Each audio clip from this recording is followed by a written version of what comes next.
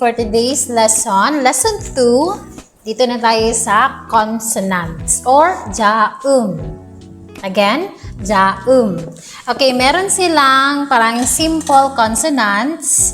Okay, ito sila mga simple consonants. Ito mga aspirated consonant. When we say aspirated, yan yung pagkumpigkasin natin parang may hangin. Okay? From normal ka, magiging ka. Okay? Ka is the aspirated one. Okay? Dito naman, mga double consonant. Double letters. Alright? So, first, meron tayong, okay, itong character na to, siya si Giyok. Okay? Giyok. Dapat, alam nyo kung ano yung pangalan niya. Kasi, pwede mo siyang maging guide sa sound value niya. Okay? So, si Giyok, okay, siya ang ating letter G or K. Bakit dalawa? Okay, kasi sa Korean, meron tayong tinatawag na sound placement. Sound placement. Okay? Meron tayong initial and then final sound. Okay? Initial, final sound. Ang initial sound ay G. Final sound is K. Alright? Kaya naging G, K. Okay? Next, meron tayong ganitong alphabet or consonant. Yan si Neon. From its name, Neon. Okay. Sound value is, or the corresponding alphabet is N. Kahit na nasa initial or sa final siya, letter N lang talaga ang sound value niya. Okay? Next, meron tayong digot. Si digot ay ang ating letter D and T. Okay? Initial D, final T. Okay. Next, meron tayong real. R, L. R, L. Pag nasa initial or nasa unahan siya, magiging sound R. Pag nasa final naman siya, magiging sound L. Okay? So, R, L. Next, meron tayong consonant na M or si Mium. Okay? The same as neon. Okay. Kahit nasaan siya, ano yung sound placement niya? Always letter M lang talaga ang sound value niya. Okay? Next, meron tayong biyok. Si biyok, B and P. Okay, initial is B, final is P.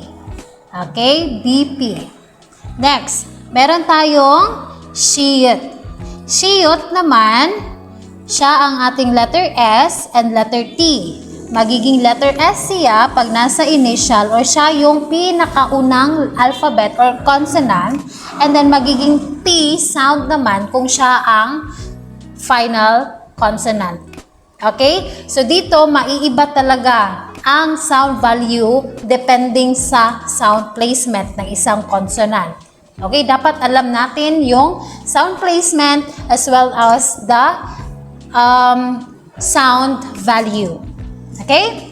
Next, meron tayong tinatawag na iyong. Si iyong naman, yung naka-circle, parang circle lang, siya naman si silent and then si NG.